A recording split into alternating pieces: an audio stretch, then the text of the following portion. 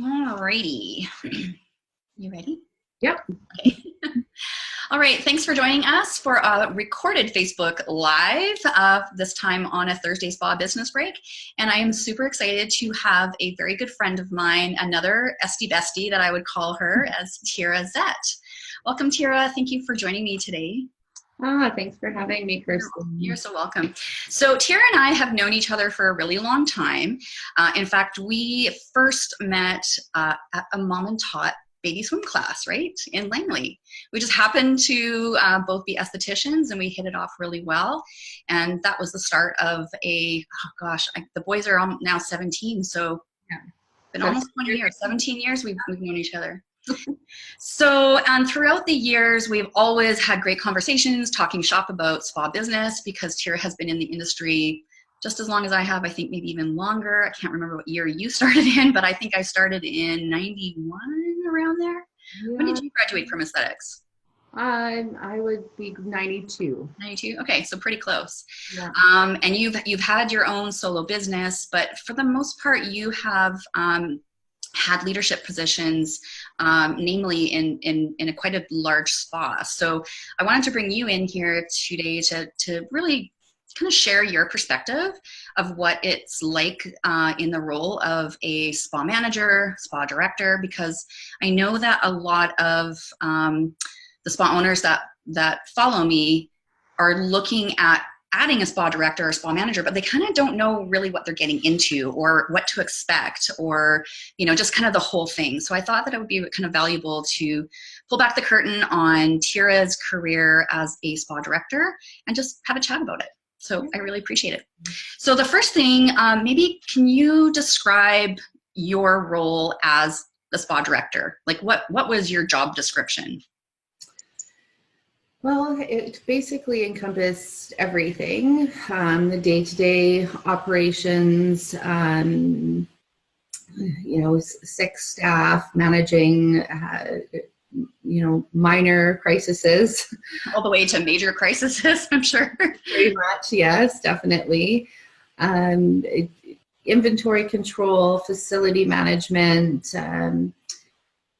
really the thing that I loved most about that position, right until the end, is really creating an experience for the guests, and having that high level of attention to detail, and consistency on the space and the calmness of the space, as well as consistency of the treatments that were being delivered.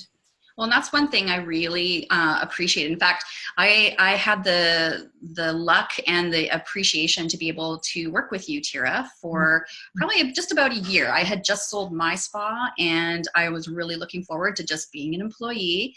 And I got to work with you. You were my spa director. And I have to say that facility, it was the impeccable attention to detail. I'd never experienced that anywhere, even as a guest anywhere. So that was definitely one piece that I was really impressed with, coming in there as a seasoned esthetician and spa owner, at how you were able to have that high level, total attention to detail guest experience with the whole team. It was amazing. Yeah. I think fortunately, this space lended an opportunity for me to dig into that part of me that cares about details and really cares about connection and consistency for the guests. So in all fairness, I was given a really great platform to jump off of, and then took that and ran with it, because and essentially you were creating systems to be in alignment with your values of attention to detail and an exceptional guest experience. Absolutely, yes, yeah. It was that part was good. So we started small. We had a staff of 7 when we started. The space was just about 7,000 square feet. So that's 1,000 square foot per employee. And we grew from there. I think at the peak, it was somewhere around 60 employees, part-time and full-time. I think when I was there, I think there was about 30. That's amazing. Yeah. And then did you guys also do some renos as far as expansion to have more team members, or? Not to have more team members. Really, the one major reno was to accommodate, the industry demands, and because at that point we had, we'd really grown such a strong relationship with our community. People were wanting to see us for the standard services like pedicures and relaxation massages. And we couldn't keep up in the pedicure area at all. That was just on the cusp of nail bars opening, so we didn't really have that competition. And when the competition did come out, it came out with a bang, and unfortunately with a bad reputation. So we still were able to maintain that energy of keeping our client base in the pedicure world. Now there's such a shift that it depends on your location, right? Whether you do that. Those spaces have since been, as far as I know, been transformed back to treatment rooms. Okay, cool. Now I know one of the pieces that you were exceptionally great at was training, and kind of how you set up your training system for your team. It was stellar, because you were able to consistently have those team members who were giving the same guest experience. Everybody was working towards the same outcomes. So did you, as far as coming up with a training program, was it just something, again, that was intuitive based on what should be taught, what you feel is missing from other spa facilities? How did that training program come to be? Well, the first thought that came to my mind is you talking about you being a seasoned esthetician. So our team was made up of a very diverse group. We did have seasoned estheticians on board that had tons of experience, like yourself, that owned businesses but really wanted to take a step back from that and really rest into their skill set, delivering services, and all the way to estheticians that just came out of school. I didn't agree with the policy of, how much experience you have made you a better therapist. I do believe that through the interview process, you find their greatness and their gifts in there. And as long as you have that right person, you're going to probably have to correct me on this, but they're not teachable skills when you have somebody that is innately a hard worker, a team player. I agree. You can't teach that stuff. You can't teach that. Or they don't. And I think sometimes with a lot of spas is they sometimes hire based on their skill set. They give a great facial or a great pedicure, but then their attitude isn't so great. And then they end up keeping them longer than they should, because they were kind of weighted not quite on the right.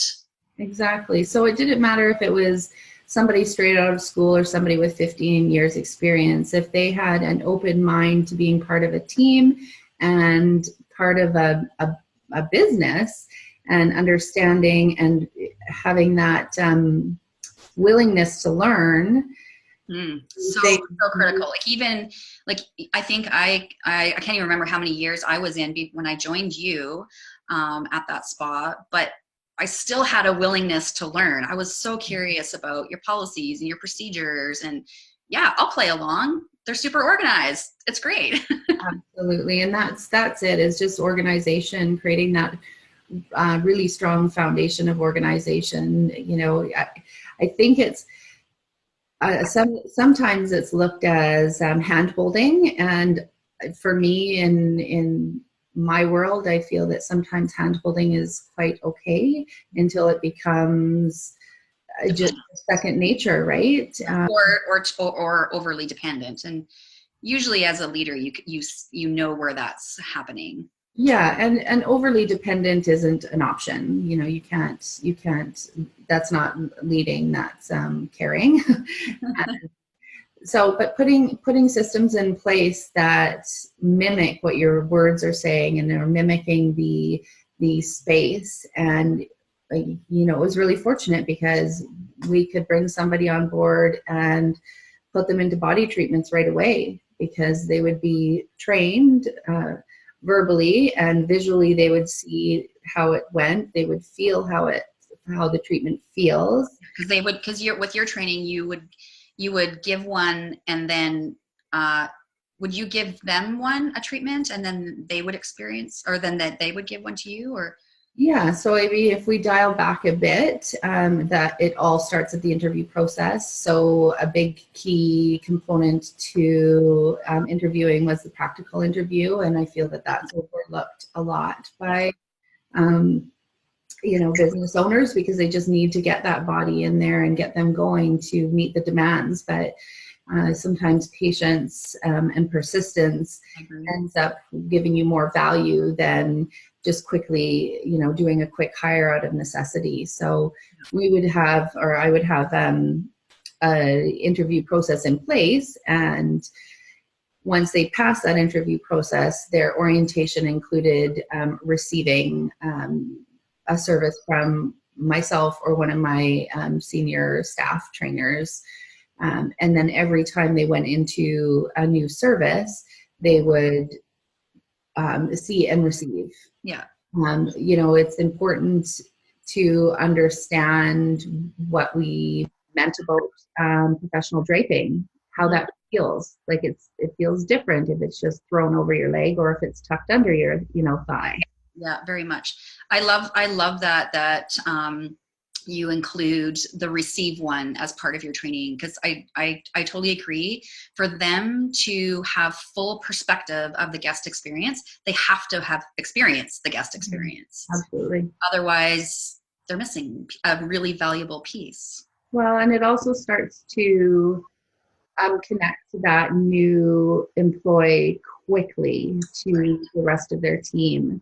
And we're a touch industry, so what better way to start creating connection and bonds by, you know, them being on the floor side by side, giving a pedicure, and their timing has to be the same. Their implements have to be the same as this senior person they're working beside. They quickly pick up the momentum by receiving a body treatment or a facial, and it doesn't have to be the whole thing, but it could be a component of it. Quickly gets them engaged in the culture of the company. So yeah, I do feel like that's something that maybe is overlooked in our industry. Just because, well, I think it's because a lot of time when you're needing to hire, you're, like you said, they're hiring in a hurry, and there's a motto that's been floating around for a while: hire slow, fire fast. Except that in our industry, we typically do it the other way around. We hire fast and fire slow, and you know, that's super problematic. But yeah, okay. So can we chat a little bit about your position and kind of how you handled, like, what was the most rewarding as a spa director, and what did you struggle most about as a spa director in this position? Just to give owners, or even maybe estheticians who are thinking about moving up into a director position, a little bit of an inside peek about what that's like. I think for successes, just seeing the success of implementing systems and having your procedures and protocols documented, and seeing the success in your team's fulfillment. You know, it's there, it's ready for them when they have a question. If they can't catch, you know, a supervisor, a manager, or an owner, it's in writing, it's there, it's available. So putting systems in place was, you know, the rewards to that was definitely seeing the staff fulfillment and seeing that, you know, we had longevity with our team. Yeah. So you were saying, like, we had been chatting before, and you were actually mentioning to me that it was because of those systems that you were able to retain high level talent for a very long time. Yeah, I would say, yeah, well, yeah, I would say that that was the reason, because there was consistency and there was honor in where they were going to work. And they knew that their reward was going to be that they're in a beautiful space. And obviously, that without saying the pay is there, but You were compensated fairly and well, and very well, above industry standard for sure. But that, again, that was all based on their performance and their work ethic. And yeah, so you had set up a compensation system that rewarded that kind of behavior. So they got paid more if they were running with the system. Absolutely. So what would you say was kind of some of your struggles as a spa director? Oh, I think, yeah. Well, simply put, staff management for sure. There's a massive amount of psychology behind. I totally feel the same way. I'm like, sometimes, when you're working with people, Yeah, have a team, it definitely helps to have a basic understanding of human psychology. And if you've done any kind of therapy yourself, I think you have armed yourself with amazing knowledge to run your team. exactly. So, I mean, that's a huge component is, the frustrations would be not being able to meet their demands, and yet knowing there was just so much value in that person being on board, and not being able to meet them, and then you lose that person. So yeah, but all encompassing, I would say yes, staff relations for sure. Being able to get on board, I was at that point with the company we're talking about, I was on board when the millennials hit. So it was a massive learning curve for someone, that was not a millennial, to be able to learn how to lead that personality type, that temperament, that generation. So I think that, as a whole, I think we did a great job, because we retained millennials, which is not an easy thing to do. So I think what you're saying is really, expect that there is going to be interpersonal challenges. Absolutely. It's just part of the job. When you're working with people, we all come with our own baggage, but when you have a leader like yourself who has their act together, is super professional, you also are an incredibly caring and compassionate individual, which I think made you an even stronger leader. But yeah, people, you have to understand that there's going to be stuff to deal with. Yeah, I think like one piece of advice, it seems like an obvious piece, is just taking a moment to think about whatever a disgruntled staff member has brought to your attention. They're going to come in on fire, coming in hot, and just taking that moment. Don't be reactive. Just listen, active listening. Give them the space. Allow them to have that space, and then be able to say, just leave this with me, we'll create a solution, and let them walk away, because typically that's all they need to know, is that we're going to create a solution. There's going to be something good here. Human nature is to be reactive and defensive, and I definitely spent many years in that space, and it really just was not rewarding. Yeah, for sure. Cool. Thank you. And this kind of takes me to my next question about what was your personal kind of way to nurture your team culture? Oh, well, again, the active listening, the being present, they all knew I was always available. I mean, the fortunate thing was I lived very close to the space. So even if I wasn't in-house, I was always accessible and would do my best to be there if somebody. And I remember you saying that you made sure that they understood that, it was an open door policy and that you were available, but it's not like you would drop everything at the drop of a hat. No, there's a difference between leading and debilitating people. And, we all needed to play our role and our part. And that was the beauty of it as well as, I created a culture where people just didn't call in sick. They didn't do that. They would call and say they weren't feeling well and would we be able to shuffle their day. They were happy to come in for the first client. There's just a difference, which is really interesting because that was across the board, the entire team, even with some of the feistier ones. That was just the communication that was communication expectation that was out there. So the open door policy, what that meant and what that still means to me to this day is that my door is always open, and I'd rather it's really just what would you call it? Symbolic for I'm open to communicating. Nice. Okay. Cool. So that just created that ability where they knew that it was available. If they know it's available, then they're not banging down your door. Yeah. Right. Or not like to other people that you're available. You may not be able to solve the problem right now, but you've promised that you will solve the problem. And the great thing about you is I know that you are awesome at following up, and it's not like I'll get to it and never do, because that breaks trust within your team. It does. Yeah. You them and then don't follow through. There's only going to be a certain period of so many times that you can do that where they're going to get fed up, and again, you get lower client or staff retention.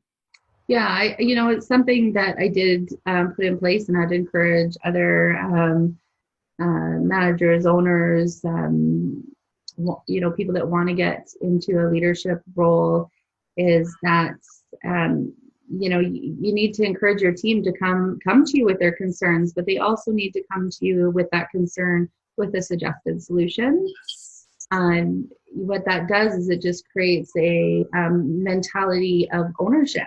And if they're coming to you frustrated about something, but they have an idea to alleviate that frustration, chances are you're going to be digging into something that's frustrating for others as well. Yeah. So it just, that created that creates, no matter where you are, a good culture of well, it's that culture of it's open communication, and we care about each other. Mm-hmm. And I know that we can solve problems because I care about the relationship between, as far as a team member.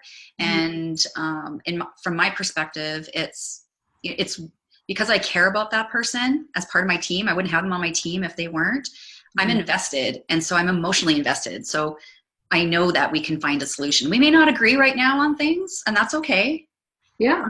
But we can, at least if we can communicate clearly and calmly with the intent of finding a solution that works for everybody, that fosters more trust. Absolutely. And that's just kind of, that positive feedback loop of trust just keeps getting stronger and stronger. Absolutely. Yeah, no, I fully agree. Thank you so much for taking the time out to, just kind of chat about being the role of your role as a spa director, and kind of some behind the scenes aspects of it, because for those owners that are looking for a manager for their spas, sometimes they just really just want to see behind the curtain of what happens at other spas. So I really appreciate that you have come to share this information with us. Yeah, anytime. All right. Well, in that case, we'll have you back for another topic. Okay. Thank you.